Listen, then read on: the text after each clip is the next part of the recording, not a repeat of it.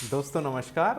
मैं हूं doctor CV Singh और आज मैं डेयरी के बहुत ही इम्पोर्टेंट एस्पेक्ट पे बात करूंगा।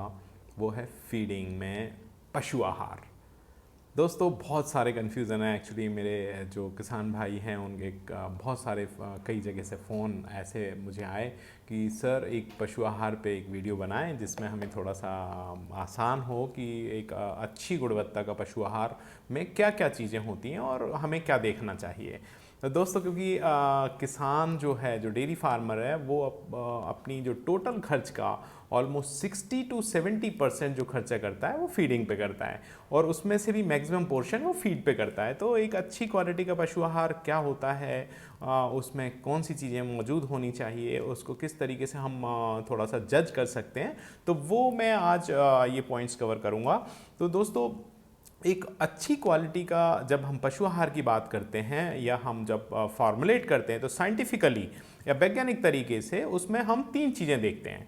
पहली, उसकी न्यूट्रिशन वैल्यू क्या हो। उसकी न्यूट्रिशन वैल्यू इसलिए इम्पोर्टेंट है कि उसको बैलेंस किया जाता है एक्चुअली, कि उसमें कौन सा न्यूट्रिएंट कितना होगा और उसके अंदर कौन कौन से इंग्रेडिएंट्स से वो हमें वो पोषक तत्व लेना है। दूसरा पॉइंट होता है पैलेटेबिलिटी का कि हमने उसको फॉर्मुलेट कर लिया, अगर पशु आहार बहुत अच्छा बन गया तो उसको एनिमल को चाव से खाना चाहिए, बहुत अच्छे से उसको एक्सेप्ट करना चाहिए। तो उसकी पैलेटेबिलिटी हम ध्यान में रखते हैं। और थर्ड पॉइंट है उसकी सेफ्टी, एनिमल की सेफ्टी, कि कहीं जो इंग्रेडिएंट्स हम यूज़ कर रहे हैं उनमें कोई ऐसा तत्व तो नहीं है या ऐसा कोई टॉक्सिक एलिमेंट तो नहीं है जो हमारे पशुओं को नुकसान करे। तो ये हम तीन पॉइंट्स मैन उसमें ध्यान रखते हैं फार्मुलेशन के टाइम। तो एक अच्छे जो कैटल फीड में अगर आप देख रहे हैं वो बैलेंस है प्रॉपरली, तो उसमें आपको देखेंगे आप खलियाँ मिलेंगी, प्रोटीन जिनसे आता है। तो सरसों की खली है, ये सरसों की केक है या सोयाबीन की केक है, तो ये उससे प्रोटीन के लिए यूज़ की जाती हैं। अनाज हैं जिनसे एनर्जी मिलती है, तो बाजरा है, मक्का है, वहाँ से आपको एनर्जी मिलती है। और फिर उसके बाद जो एग्रीकल्चरल बाई प्रोडक्ट्स हैं जैसे DORB, D oiled rice bran होता है, ये राइस इंडस्ट्री का बाई प्रोडक्ट है। तो डी ऑयल्ड राइस ब्रान है और ऑयल्ड राइस ब्रान है, तो ये यूज़ होते हैं। और उसके बाद उसमें सॉल्ट भी यूज़ होता है, 1 to 2% उसमें सॉल्ट बहुत इम्पोर्टेंट है। अभी नए जो स्पेसिफिकेशन है उनमें उसको 1% किया गया है, तो ये भी बहुत इम्पोर्टेंट है।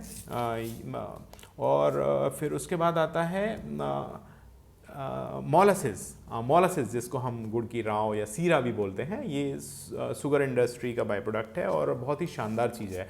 ये एक्चुअली 5 से 10% फीड फार्मुलेशन में यूज़ होता है और ये रेडीली अवेलेबल एनर्जी का बहुत ही शानदार सोर्स है। तो इससे दो फायदे होते हैं, एक तो एनर्जी भी बढ़ती है, साथ में उसको पैलेटेबिलिटी को बढ़ाता है। बड़ा शानदार इसकी खुशबू होती है और मिठास भी रहती है, तो एनिमल अच्छे से उसको एक्सेप्ट कर पाता है। उसके बाद है मिनरल मिक्सचर। मिनरल मिक्सचर बहुत इंपॉर्टेंट चीज़ है। ये एक्चुअली अगर आप फीड अकेला दे रहे हैं, फीड में अगर मिनरल मिक्सचर नहीं है तो हो सकता है मिल्क प्रोडक्शन तो बढ़ जाए लेकिन आपका एनिमल ख़राब हो जाए, क्योंकि उसका रिप्रोडक्शन सिस्टम को सस्टेन करने के लिए, सपोर्ट करने के लिए मिनरल्स की ज़रूरत होती है। और मिनरल्स जो हैं वो बहुत ही इंपॉर्टेंट है एक फीड में। तो इसमें किसी भी हाल में 1 to 2% मिनरल मिक्सचर बहुत ही इम्पोर्टेंट है। तो ये मिनरल्स होना बहुत ज़रूरी है। उसमें कैल्शियम, फास्फोरस, जिंक, कोबाल्ट जैसे बहुत सारे इम्पोर्टेंट मिनरल्स उसमें होते हैं, तो ये बहुत ज़रूरी है। और अब बात आती है कि ये सारी चीज़ें जब हमने एक उसमें फार्मूलेशन में इंक्लूड करके और उसको कैटल फीड को बनाया, तो कैटल फीड जो होता है वो पैलेट फॉर्म में होता है और मैश फॉर्म में होता है। लेकिन पैलेट मतलब वो ये जो जिनको हम गांव में गोलियां भी बोलते हैं, तो ये इस तरीके का होता है। और ये जो है ये एक्चुअली भाप में पकता है, ये भाप में पकता है और पकने के बाद फिर ये इस तरीके का दिखता है आपको।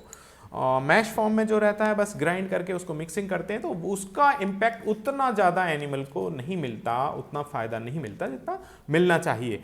तो ये पैलेट फॉर्म की एक ये अच्छी बात है कि इसमें जब स्टीम पे ये पकता है तो जिलेटिनाइजेशन बहुत अच्छे से होता है और माइक्रोब्स भी ख़त्म हो जाते हैं, तो ये रहता है। और अब बात आती है कि ये इसमें क्या हो, तो मैं बताऊं इसके लिए स्टैंडर्ड्स डिसाइड किए गए हैं भारतीय मानक ब्यूरो की तरफ से, BIS की तरफ से, जिसमें टाइप 1, टाइप 2, टाइप 3 अलग अलग कैटेगरी के लिए जो कैटल फीड है उसके लिए उन्होंने कुछ स्टैंडर्ड्स डिसाइड किए हैं। तो उसके हिसाब से वो रहता है, जैसे टाइप 2 नॉर्मली फील्ड में चलता है, टाइप 1 जब बनाते हैं तो उसमें सुपर, गोल्ड आप लोग सुनते होंगे फील्ड में, इस प्रकार के आते हैं जो हाई यील्डिंग एनिमल्स के लिए उसको रिकमेंड किया जाता है।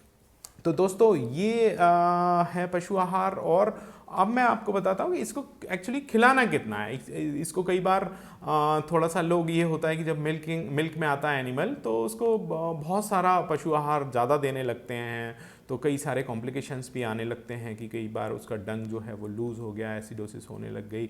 तो इसके लिए भी मैंने अलग से मैं हर बार इसको रिकमेंड करता हूँ और एक वीडियो अलग से बनाऊँगा कि किस तरीके से हम मैनेज करें ताकि एनिमल को भी प्रॉब्लम नहीं हो, हमें ज़्यादा से ज़्यादा मिल्क प्रोडक्शन कैसे मिले।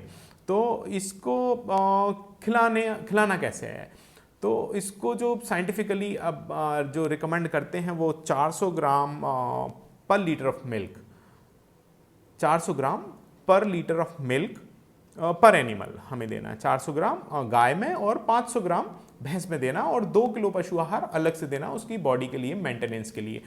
याद रखें, ये जो मैं जो बात कर रहा हूँ ये बेसिक थंब रूल्स हैं, कुछ बेसिक रूल्स हैं। वो डिपेंड करेगा कि आपका एनिमल कितना मिल्क दे रहा है, कितना उसका बॉडी वेट कितना है, तो उस हिसाब से ड्राई मैटर कैलकुलेट होके उसको एक्चुअली TMR बना के देना चाहिए। लेकिन अब मैं ये मान के चल रहा हूँ कि अगर कोई एनिमल है जो बहुत ज़्यादा हाई यील्डिंग नहीं है, एवरेज मिल्क है उसका 10 लीटर के अंदर अंदर है, और उसको अगर हम देना तो आप इस तरीके से दे सकते हैं। साथ में उसको 5-6 किलो भूसा, व्हीट स्ट्रॉ, और कम से कम उसको 20 से 25 किलो आप उसको ग्रीन फॉडर, हरा चारा या साइलेज दे सकते हैं। तो ये इसको देने का तरीका है जनरली। लेकिन मैं फिर बोल रहा हूँ, आप साइंटिफिकली अगर देना है हाइल्डर्स एनिमल्स को, हाइल्डर्स को देना है तो उसका ड्राई मैटर कैलकुलेट करके प्रॉपर उसकी डाइट बना के और TMR बना के देना चाहिए। तो देना किस तरीके से है, कभी भी इसको अलग से गला के ना दें, कभी भी इसको अलग से। कई लोगों को मैंने देखा है कि वो तो उसमें किसी बर्तन में रख के उसको अलग से खिलाते हैं, अलग से ना खिलाएं। इसको हरे चारे, सूखे चारे के साथ TMR बना के हमेशा उपयोग करें तो आपको ज़्यादा फ़ायदा मिलेगा। और एक और बात मैं करना चाह रहा था कि हाई यील्डर्स में जो ज़्यादा दूध देने वाले एनिमल्स हैं उनमें ये 400 ग्राम 500 ग्राम वाला जो नियम है वो वहाँ पे उसमें प्रॉब्लम आती है, क्योंकि उनका जो अगर हम इस तरीके से खिलाएंगे तो उसका जो कैटल फीड है वो 10 किलो से भी ऊपर निकल जाएगा, 12 किलो, 13 किलो, 14 किलो। तो उसको क्या करते हैं, उसके में न्यूट्रिएंट्स की डेंसिटी बढ़ाते हैं, उनके लिए जो फीड में न्यूट्रिएंट्स की डेंसिटी, तो उसके लिए जैसे बाईपास फैट है, बाईपास प्रोटीन है, उनको थोड़ा सा इस तरीके से, वो मैं आगे चल के बात करूँगा, चिलेटेड मिनरल्स हैं, तो ये सब चीज़ों का यूज़ स्टार्ट हो जाता है क्योंकि उसकी डेंसिटी बढ़ती है, और मतलब कम फीड में ज़्यादा पोषक तत्व, तो उसका इस्तेमाल करते हैं। वो हम बाद में डिस्कस करेंगे क्योंकि वीडियो बहुत लंबा हो जाएगा। तो ये कुछ बेसिक कुछ नियम हैं जो हमें हमेशा उसमें याद रखने चाहिए। अब बात आती है कि हम अपने लेवल पे किस तरीके से ये देखेंगे कि फीड की फिजिकल अपीयरेंस से या अपने लेवल पे हम किस तरीके से समझें कि ये कैसा है। तो हमेशा देखें कि वो कभी भी कड़क ना हो, बहुत ज़्यादा कड़क नहीं हो और बहुत ज़्यादा टूटे ना, तो वो मतलब आपका इजीली वो ब्रेक हो जाए आपके, आप देखें तो उसको। लेकिन वो ऐसा नहीं हो कि चूरा हो गया या बहुत ज़्यादा कड़क हो गया। जनरली ट्रांसपोर्टेशन में तो थोड़ा बहुत तो होता ही है, वो तो मतलब आप और हम उसमें बहुत ज़्यादा कुछ कर नहीं सकते, लेकिन कोशिश करें कि वो एक उसमें शेप रहे इस तरीके का। ये 6 to 8 mm का इसका साइज़ होता है। और एक तरीका और है, आप अपने फॉर्म पे ये देख सकते हैं कि वो डिस्पर्स हो रहा है कि नहीं हो रहा, वो प्रॉपरली घुल रहा है कि नहीं घुल रहा जल्दी से। तो इस तरीके से आप पानी में उसको डाल के उसको देख सकते हैं कि बहुत जल्दी से उसमें ये बुलबुले के साथ आप देखेंगे बहुत तेज़ी से ये फूलने लगता है और फैलने लगता है, क्योंकि ये ऑलरेडी कुक्ड है, ये भाप में पका हुआ है। तो आप इसको देखें तो ये बहुत जल्दी से फैलने लगता है। तो ये उसकी पहचान है, क्योंकि ये इसमें उसी रेशो में सारी चीज़ें यूज़ की गई हैं कि वो कड़क ना हो, बहुत ज़्यादा नरम ना हो, तो ये जाके रूमन में बहुत जल्दी डिस्पर्स हो और उसको एनिमल को अच्छा फ़ायदा मिले। और इसको हमेशा मैं बोल रहा हूँ कि पशु आहार को हमेशा TMR बना के दें, ताकि एकदम से ये डिस्पर्स होता है, रेडीली अवेलेबल एनर्जी का सोर्स है एनिमल के लिए, तो उसको कभी भी एसिडोसिस की प्रॉब्लम ना हो। तो इसको ड्राई फॉडर, ग्रीन फॉडर और ये इन सब के साथ मिनरल मिक्सचर, इन सब के साथ उसको मिक्स करके देंगे तो आपको ज़्यादा से ज़्यादा बेनिफिट होगा और एनिमल का मिल्क प्रोडक्शन बढ़ेगा, साथ में फैट भी कम नहीं होगा।